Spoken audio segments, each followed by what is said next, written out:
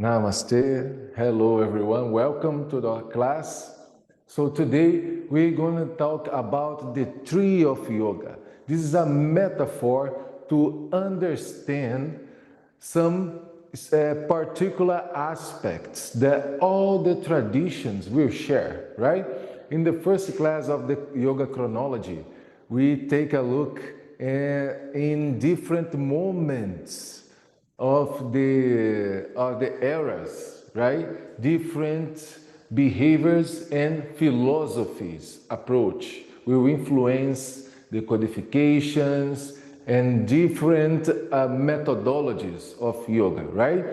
Nowadays we see different styles too, different traditions around the world that talk about yoga, right? But all of them will share some specifically aspects, right? Doesn't matter which approach we are going through, right? Because what is this yoga, right?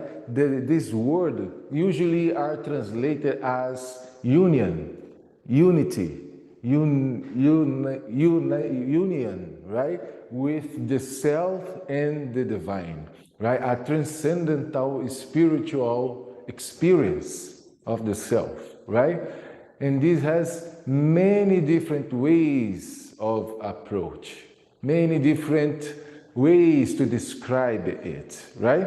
So before we build our beautiful tree, we just briefly summary, right? To understand, because we saw, I'm gonna do the branches that we saw in the last class as a triangles here, right? We saw two major divisions, right, in the literature. The ancient one, right, with the pre-classic and the classic moment. And we saw medieval and contemporary in the modern block, right? Contemporary is until the 19th century, right? So from this, oh, thank you. Just a little drop of water. So for this, let me just divide this to big blocks, ancient, modern, right? And important thing here, this literature will be influenced by a behavior, right, and a philosophical way. So here in the pre-classical, we have the Sankhya naturalists and Tantra matriarchal, right? So these two make the branch prehistorical, right? And it is about yoga. So the second branch of the yoga, the classical with Patanjali codification, he was Arya lineage, so he was a brahmacharya, patriarchal, right? But he's still naturalist, Sankhya. Okay? In medieval, the yoga in the medieval age was already influenced by the Vedanta, right? Spiritualist, became spiritualist, but still brahmacharya, patriarchal spiritualist, right? And the fourth branch of the yoga in the contemporary, this 19th century, contemporary, is Tantra Vedanta. Now matriarchal and spiritualist, right? Got it? So understand this branch, this is always you're gonna have those two supports, you know, those two supports, behavior and philosophical, behavior philosophical, behavior philosophical, behavior philosophical, right? Tantra Vedanta, Tantra means matriarchal, Vedanta spiritualist, Sankhya naturalist, Brahmacharya patriarchal, right? And this will influence the way they will approach the literature and all the codifications, right? The most influenced right now is from the medieval. From this part forward, start to bring more books. No, the writing became more, way more developed, right? So, ela caiu ali, vê se ela voltou. So this is how we can understand the literature we're going to talk. But if you see, it's all about yoga, right? When we talk about yoga, we just see the top of the iceberg, right? But we understand the roots, down the roots. It makes sense, right? So when we are dividing those branches, when we divide those branches, is to understand that we are talking about yoga, all about yoga, how to get this unity, union with the self, with the divine experience, right? But we're gonna say in different ways through the ages, through the chronology, right? So influenced by Sankhya and Tantra behavior in the first branch, right? O que aconteceu aí, Lu? Ficou preto. And in the second, in the second one, Brahmacharya Sankhya. The third one, Brahmacharya Vedanta. The fourth one, Tantra Vedanta, right?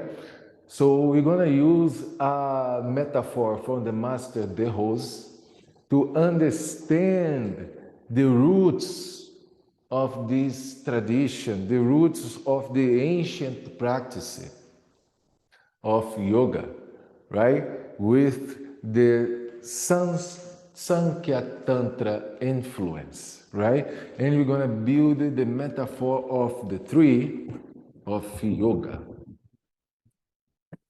Because when we talking about this transcendental experience of the union with the self, with the divine, right? Now, in the moment we are right now, in the 21st century, 21st century, right? We see different ways, different approaches of yoga, right?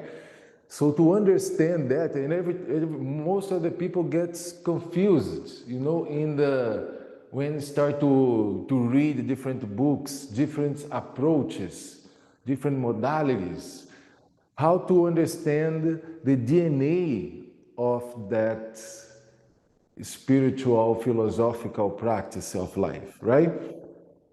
So we're gonna dive into the roots, because to a tree to grow, for a tree to grow, needs to have strong roots down, right? As soon the roots grow down, the tree gets strong to grow up too.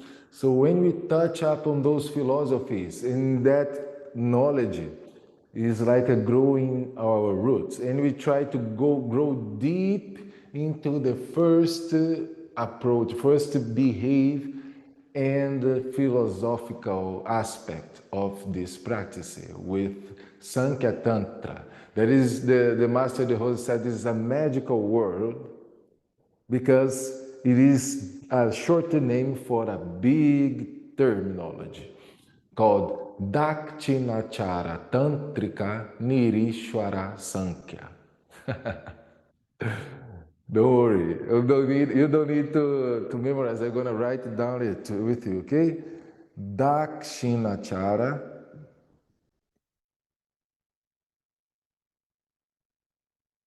Tantrika.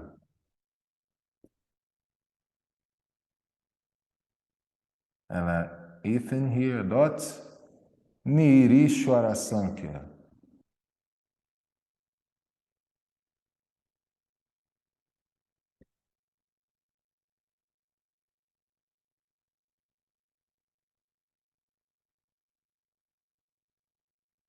Look at how beautiful word. Dakshinachara Tantrika Nirishwara Sankhya. You have this word in your workbook on the Yoga Trichy. Okay? So, Dakshinachara Tantrika Nirishwara Sankhya.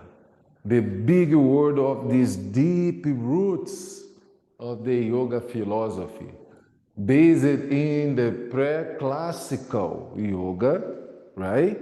With Tantra Sankhya roots in the philosophy, which means Tantrika, we already know that is matriarchal aspects of behavior, right?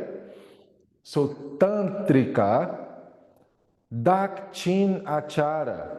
Dakshinachara is the behave of the right hand, right? Because Tantra school has divided in different moments, as a gray, as a left side, as a right side. The first tradition, the first side of the Tantrika, Dakshinachara, is the right hand or white side, called white school of Tantra. Okay? So it's a behave matriarchal of the right side. And Nirishwara Sankhya, of the light, of the white. Nirishwara Sankhya, Nir means no. It's like a negative, right? Ishwara is Lord or Master. So it's naturalist, Sankhya, naturalist with no master. It's like a devotional to a Lord or a God externally, you know? Is a naturalist philosophy. Remember this? It's not all totally atheist, you know. There is a slight theism, a way to describe the creation, but in a completely naturalist approach. So this is a concept that Master de Rose dig in this pre-classical behavior, right? To understand the roots that will make the deep foundation for all the branches of this tree to grow, right? So it's a tantric philosophy, matriarchal behavior of the right side, naturalist with no Lord. Let me divide here for you to see and write it down. Right side,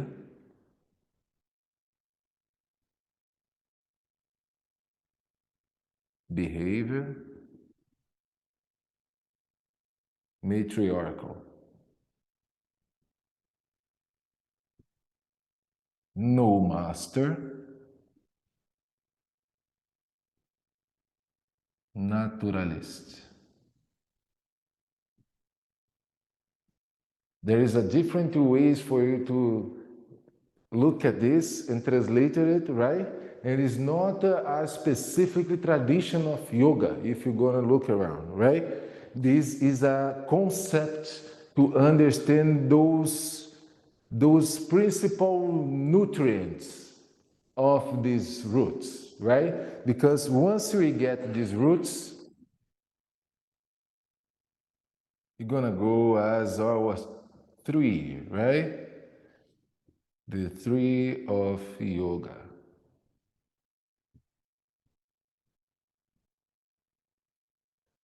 And when we look at this tree, when we are talking about yoga, this first DNA, like the shape we can understand, the physical shape, the physical aspects, as soon as we look, we identify the more dense one, and all the traditions we share. It is to reach the goal of yoga, to reach the goal of unity. Asana.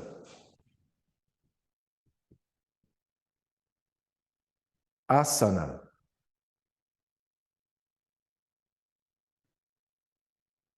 The asana is physical aspects, right? The physical.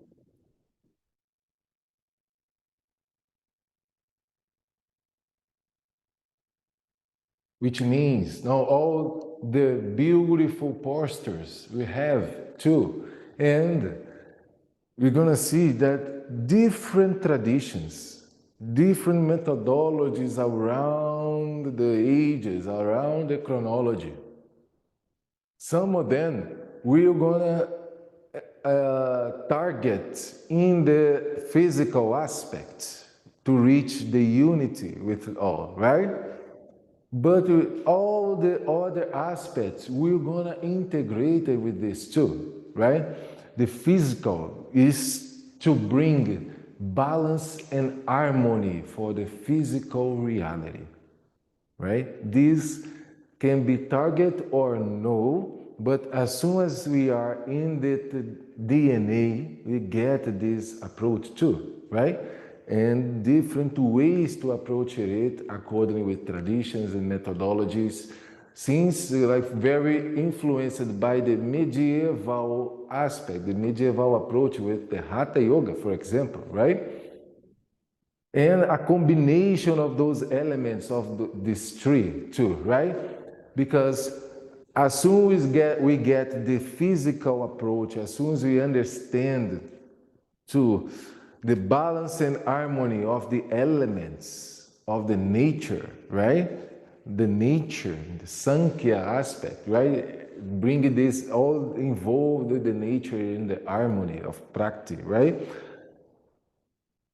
That reality, that dense reality start to get settled too, right? Is another characteristic of this unity. It is the mental aspects, right? And it is Raja, called Raja, a branch related to mental aspects, mental. Some green here.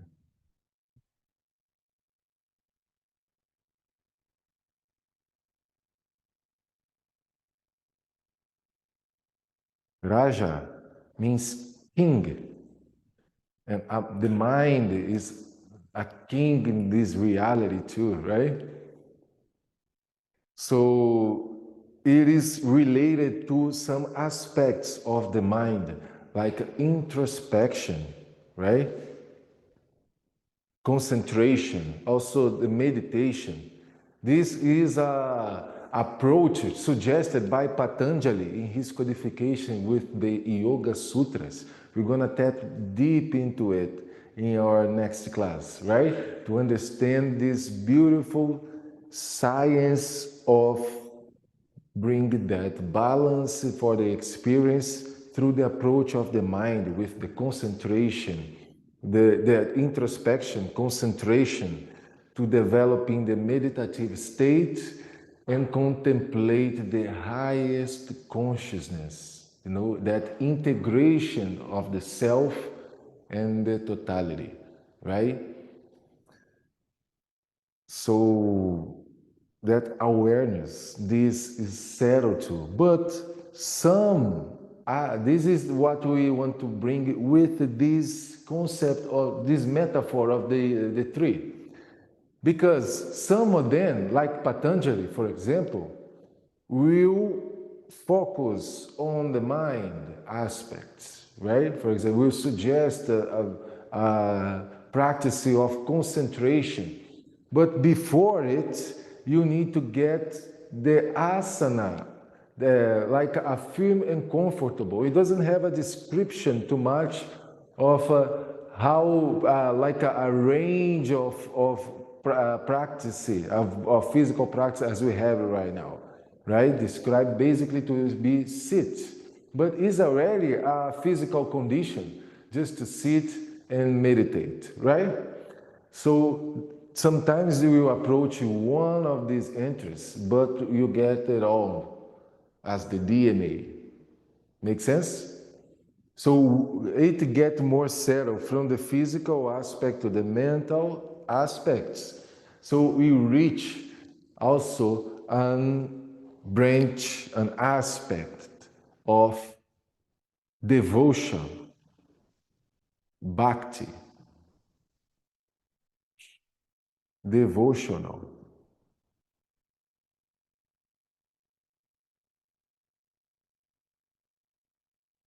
See, devotional branch, devotional aspects is the total surrender, total reverence, right?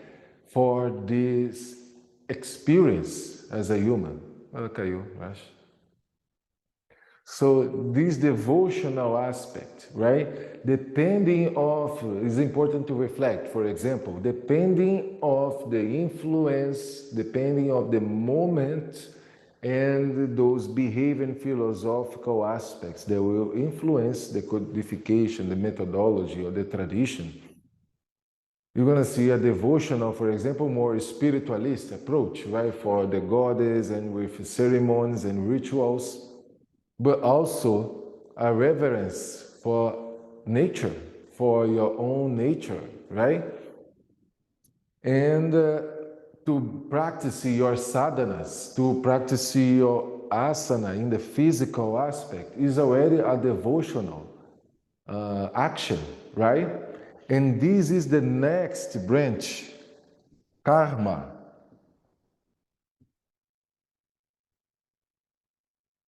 Karma means action.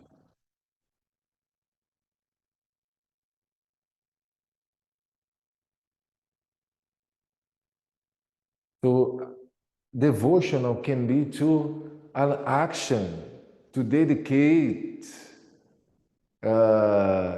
altruistic for another person, help or help other people. You can just look at this as an approach of yoga in some traditions too. Your actions to get better, to develop yourself is an action of devotion, to be united with yourself and integrate with the divine, right?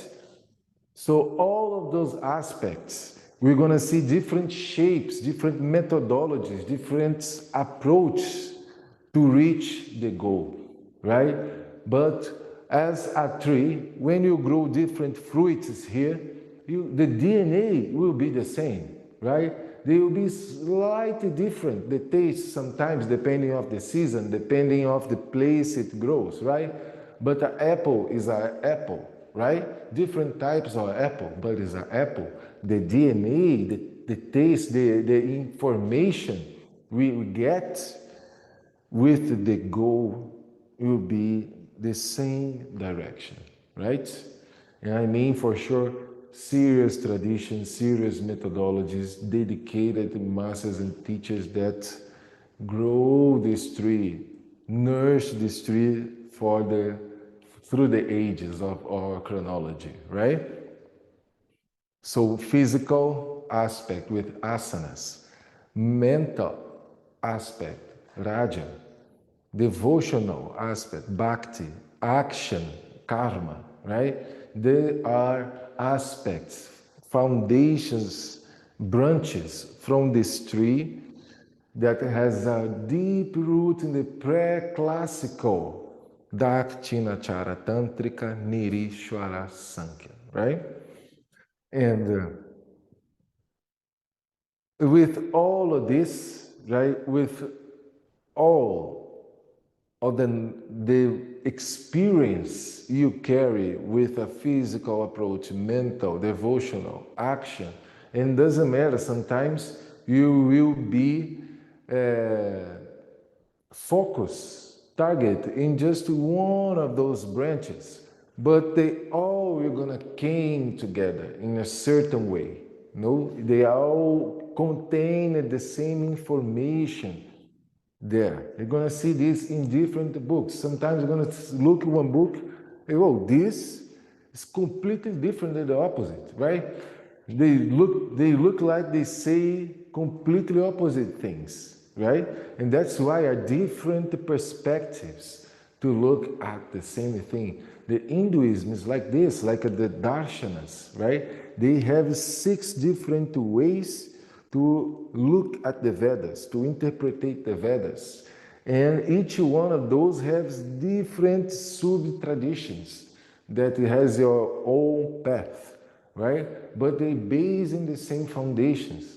Look, this is so complex, right? And it's better to integrate than try to say this is right and this is wrong, right?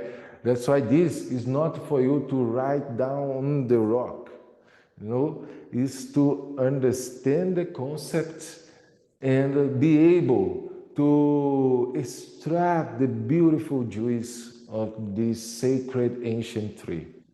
Okay? Because one thing very important, as very important aspect that we can look at this tree and recognize it too, it is the self-knowledge called Jnana.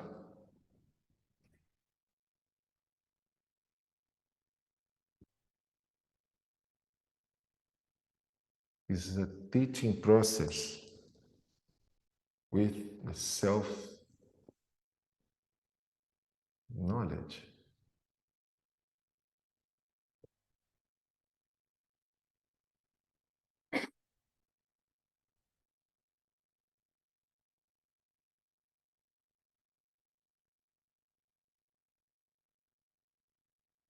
When we have this self-knowledge, which means that you are learning directly from the fount, from the source of knowledge, right? The one's own consciousness. We are doing all of this to reach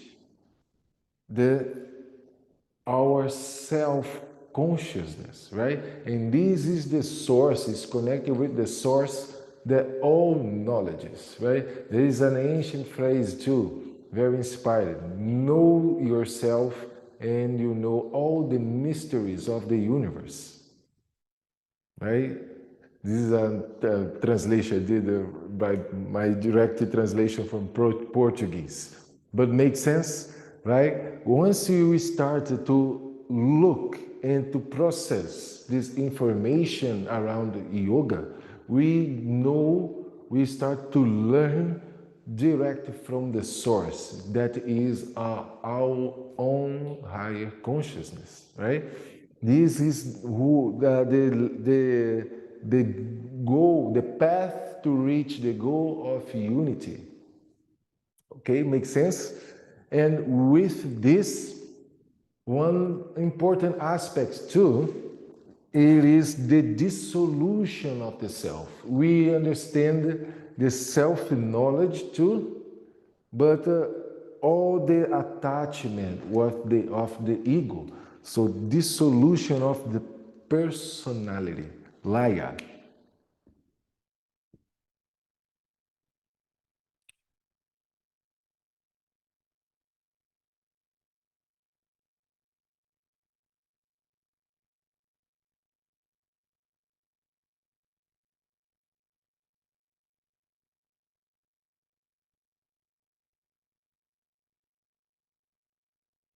Layá is the deconstruction of the illusion of the separation, right? Once we dissolve that illusion of separation, it is the integration of the unity, right? And some of traditions will be describing Layá and Jnana, for example, as a path to reach here. But we get all of the other aspects together. As soon as we drink a juice too, coming from the fruit, right? We get the information of the whole tree. When we look at the tree, we divide the tree as roots, as branch, as fruits, as flowers. We divide it. But it is a one system, an integrated system, right? It's like if you just divide our nose or hands out of the body, right? Doesn't make sense. We look at body And we divide and say, okay, eyes, mouth, hands, but this is a whole system, right? So once we divide it to understand, it is to just recognize in this metaphor of the tree, it is to create the image, to you be able to clarify it, because these the roots that goes deep and all the other aspects will came and blossom through it, right? So with that dissolution, that one that remains, it is the vibration, right? It is the body of the consciousness, sound, mantra,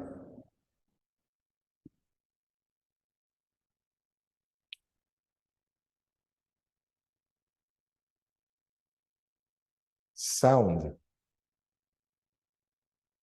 It is the contemplation of the ultimate reality, the body of the consciousness, right? The sound of silence and fullness. Om. Right? And with this, with the sound, with that vibrational, that it is the source of the ultimate contemplation, right? Om, it is in all the traditions and methodologies, in a way, that vibrational aspect, that contemplation of the silence will be present, right? Because it is the ultimate reality, right? Our scientists already spell it very as a standard, right? If you understand the reality, you understand as vibration and frequencies, right? So sound, it is the ultimate contemplation of that reality, and is integrated in the unity, is integrated in all the branches. Every time we cross and we can identify this tree of yoga, right? And the manifestation of the energy of creation through this sound, we dive into this more powerful aspect of the reality, Tantra.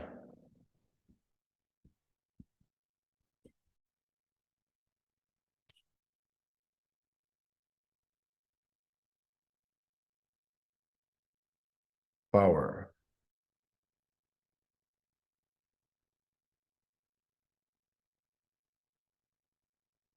This power is the manifestation of the primordial energy of creation, right?